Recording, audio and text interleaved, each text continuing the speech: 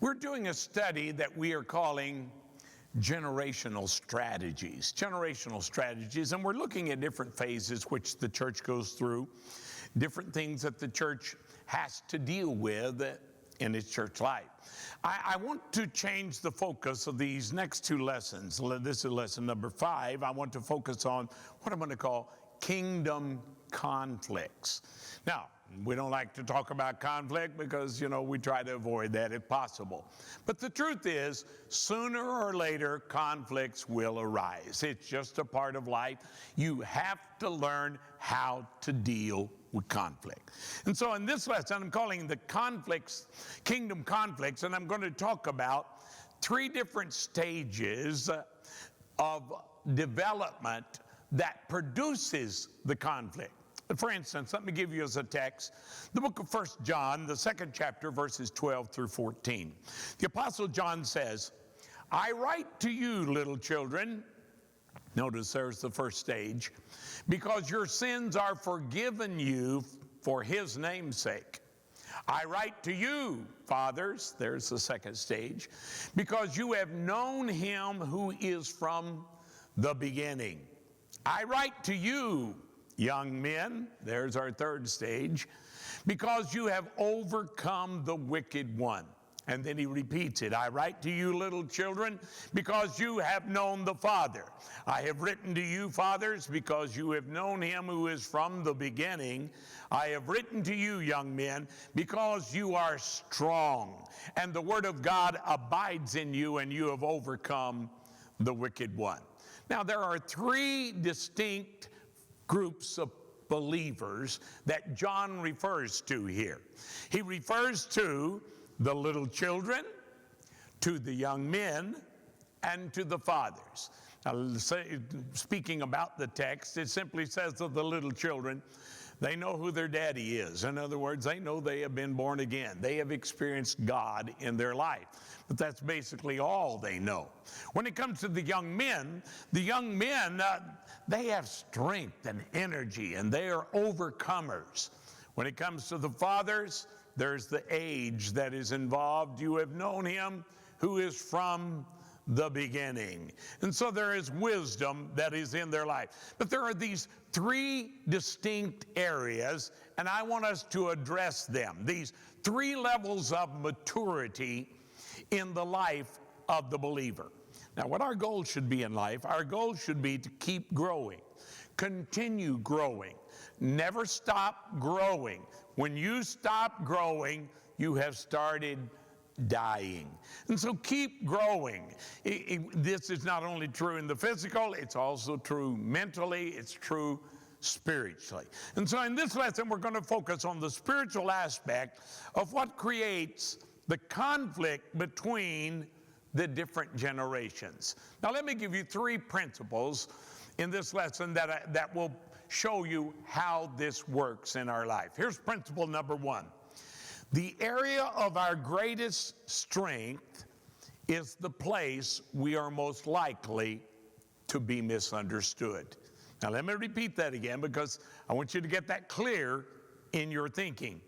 The area of our greatest strength becomes the place where we are most likely to be misunderstood. Now, let me show you what I'm talking about with this principle. This being misunderstood. Take little children, for instance. The little children. And that is a wonderful stage of life. Little children love to smile. They love to laugh. They make games. They play with anything. They're just creative little creatures. What would you say is the greatest strength of the child? The greatest strength of the child. Well, in my opinion, the greatest strength of the child would be innocence. Innocent. They are innocent. It doesn't mean they're right about everything. They get a lot of things wrong because they're just learning. They're filling up their little brains with all kinds of information. But the innocence that a child has. They're always asking questions because they're trying to learn. The innocence. But what happens What happens in life is we misunderstand that. Jesus said it this way in the book of Matthew, the 18th chapter and verse 3. Jesus said, "Assuredly I say to you, unless you are converted and become as a little child." He's not talking about a big child here. No, he's not talking about youth. He's talking about the baby. Unless you are converted and become as a little child, you will by no means enter into the kingdom of heaven. So that's the way we begin our spiritual journey. But notice this. The innocence of little children can easily be misinterpreted as ignorance. I love to be around young Christians. Young Christians are some of the most exciting believers I ever meet. Because their faith is so simple. Their theology is so simple. It's refreshing to be around them. I rejoice in it because they think everybody loves them. They think everybody is going to be happy to know about God. And oh my, I have learned that not everybody loves me. Not everybody's going to be happy to hear about God. But in the innocence of the child, that is something that is very special. And we need to be reminded of that again and again. Because if we're not careful, we lose it in life. Where are we going to find it? It's the little child. And so in the innocence of the child, if we're not careful, we will look at them and we will consider them to be ignorant. Let me talk about the young men. The young men. What is the greatest asset of the young man? What is it that he excels in this area? Well, it's quite obvious. It's his strength, his energy. His strength and energy. He is so full of life. He is just reaching his physical peak in life. And so he has so much energy that is within him. And yet, it is very easy for us to mistake his energy as rebellion. That's the way we see it so many times. We look at him and we say, he is full of rebellion. He is just, no. Many times it's not rebellion. It's just he has more energy than he knows how to wisely use. And because of this, he gets himself into trouble. He gets himself involved in things he should not be involved in because he doesn't know. He has the energy, but he doesn't have wisdom. But we mistake that as being rebellion. And then the third area is the fathers. Well, with the fathers, what would be the greatest asset, the greatest strength of maturity? The greatest strength, of course, is wisdom. The Bible tells us that. Wisdom is the principal thing. It's the most important thing. Therefore, get wisdom. Oh, but what happens? For those that are the senior saints, it's easy to mistake their wisdom for criticism. And we look at them as just being critical people, that they want to criticize everything. The truth of it is, sometimes they see something you don't see. There are some things that they have experienced in life that causes them to look back and say, no, we don't want to do that. We don't want that. That would be a mistake. If we're not careful, we will look at them and say, they're just a critical person. They're just cynical. What are we doing? We are taking their greatest strength and we're misinterpreting that. That is true for each of these stages of life. And so what that does, it creates conflict. Now let me give you the second principle. The second principle I want to talk about is we learn the most from people who are not like us. That's the problem with too many churches. Everybody is just alike, and it becomes boring. In my personal life, two ministers that God brought into my life that affected and helped me more than any other minister, and I've been blessed by a multitude of ministers, hundreds of preachers that I have learned things from. But these two men, one was a Jamaican, name of Winston Gray. Oh, how I miss him. I preached his funeral many years ago now, and I still miss him terribly. Winston opened up Africa to me. He helped me to understand the black man, how he thinks. He has a different culture. He has a different thought process. He helped me to understand, and what that did, it opened up the continent of Africa for me to minister effectively to Africans. I bless his memory. God bless Winston Gray. The second one is a Mexican by the name of Ruben Villanueva. Ruben Villanueva opened up the Latin world to me and helped me to understand how the Hispanic mind works, how they think, how their culture operates. Now, what I'm saying is, we learn the most from people who are not like us. Oh, God, help us to understand this principle.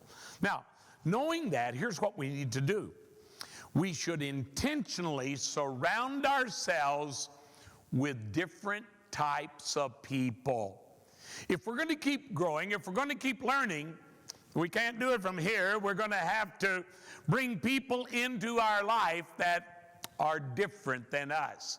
In this lesson, I'm focusing on 3 different stages of maturity. So here's the first group that you need to bring into your life: the little child. The little child has innocence, but he lacks in strength and wisdom. And so, for the little child with his innocence, what is his best resource for strength and wisdom? It's quite obvious. It's the young men and the fathers. And so every little child needs young people in their life, young people that they can look up to and see their strength and say, one day I'm going to be like you. But they also need fathers in their lives, fathers that bring wisdom, counsel to them, that can save them from many of the mistakes of life, many of the scars and hurtful things that they don't have to experience if they've got a father in their life that can give them godly, wise counsel. Now, when we talk about the young man has strength, but he's already lost his innocence.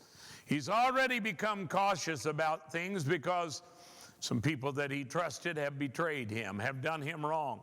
He has lost his innocence, but he doesn't yet have wisdom because he hasn't lived long enough. There's nothing wrong with his intelligence.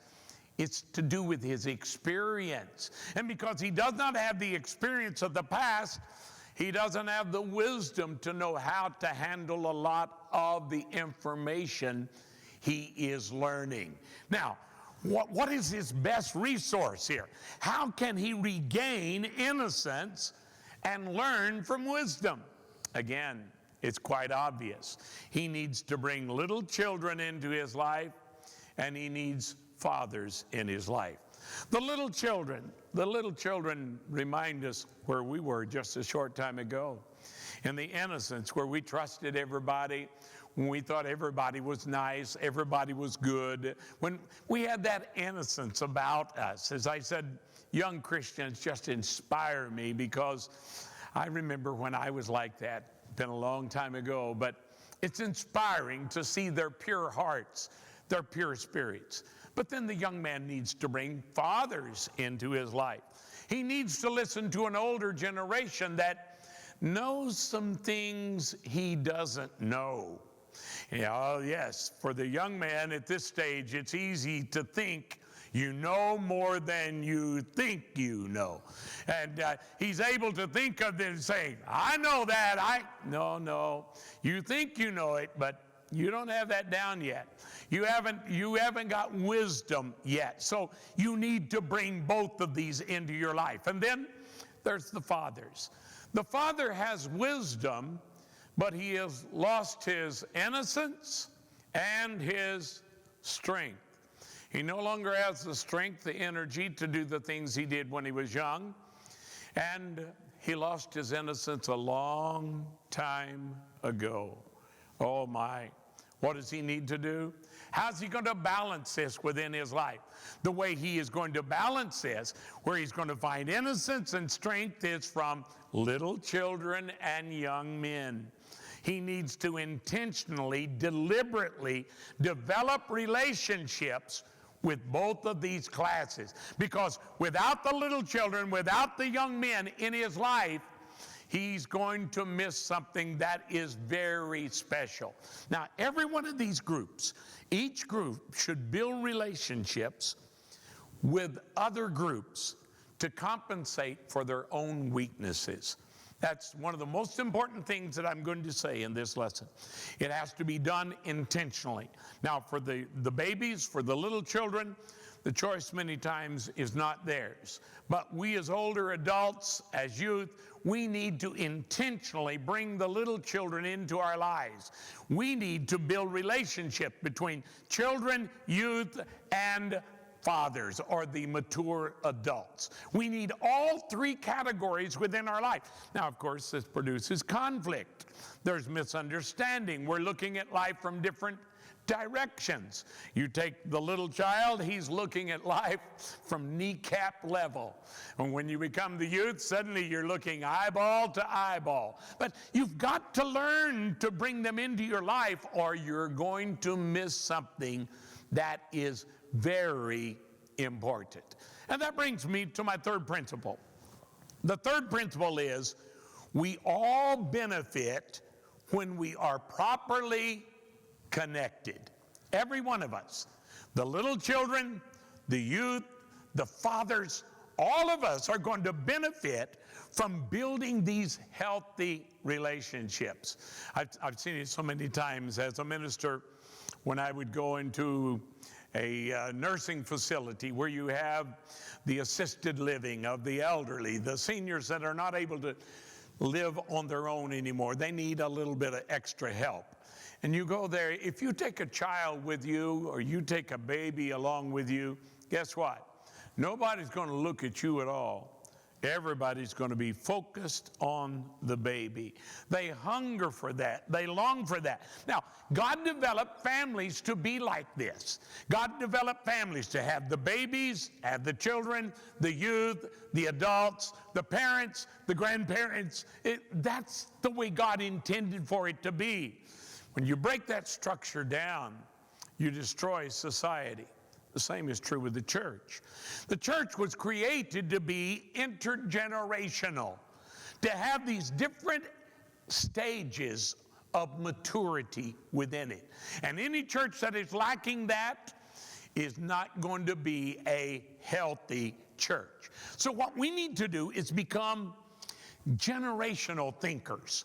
Become a generational thinker. Jesus was. Yes, you hear Jesus many times. He talks about generations. Listen to his words, and I'm just going to pull a few verses here out of the book of Matthew.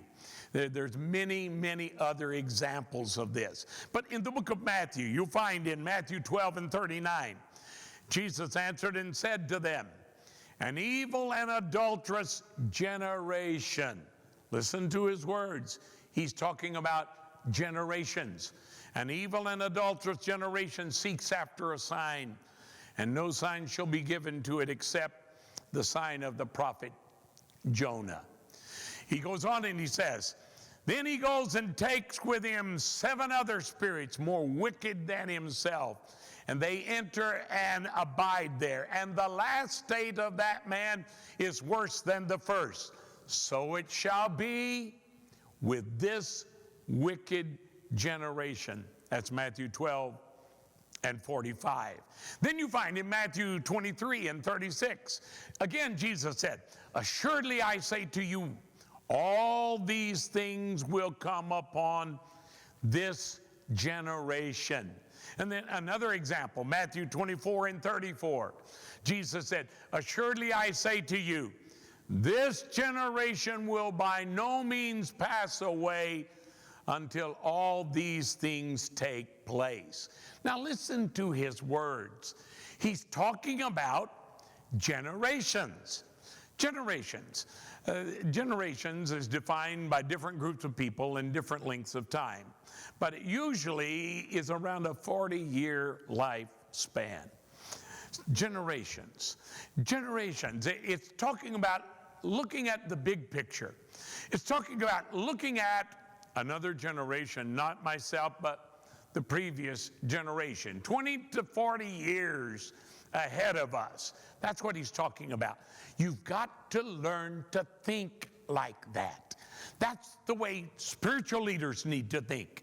That's the way parents need to think. Stop thinking of yourself. Stop thinking of your own world. Start thinking of each generation, the little children, the young men, and the fathers. They are all important in our life. Now, what we need to do is make room for them. Make room for a younger generation if you're going to fulfill your destiny. Or as someone has called it, make room at the table for them. Make a place for them. Bring them into your life. We need to listen to each other. Stop being so critical of each other. It's very easy for us to misunderstand each other because our strengths become misunderstood as being a weakness. However, we can learn from each other if we're willing to take the time. And so I encourage you, make room in your life for a younger generation. That is the place, the responsibility for leaders, for spiritual fathers. They need to make room for the youth and for the children. Now let me close with a verse of scripture I find in the book of Ecclesiastes. The book of Ecclesiastes, the wise man said, better is a poor and wise youth. Now notice what he's saying. It's better to be a young wise person than to be an old foolish king who will be admonished no more. In other words, nobody can tell the old king anything. He's not listening to anybody. He said it's better to be the poor wise youth than an old foolish king, because he said, for he, the young man, will come out of prison to become the king, although he was born poor in the old king that won't listen to anybody in his kingdom. Now, those are wise words. Wise words. He is saying the old man may be the king, but he's running out of time and ideas. And it's only a matter of time until it's all going to be over for him. The old foolish king that will not be admonished, he will not listen to anybody. What's going to happen? He's either going to die or somebody's going to kill him. One or the other is going to take place. It's not going to continue the way it is. What about the young man? The young man may be wise. He may have a lot of energy, but he's in prison. He's in prison. He doesn't have the ability to fulfill his ideas. He's got the energy, but he's locked in a cell. Oh, he may even be placed there by the old foolish king that won't listen to anybody. Now, those are such wise words, and we all can learn from that. We all can learn that we're going to be better if we are properly connected with another generation. If we have that proper connections with them. Don't try to do life alone. No. The truth of it is, we need each other. Each other. It's very important to bring the little children into your life. Otherwise, your innocence is gone.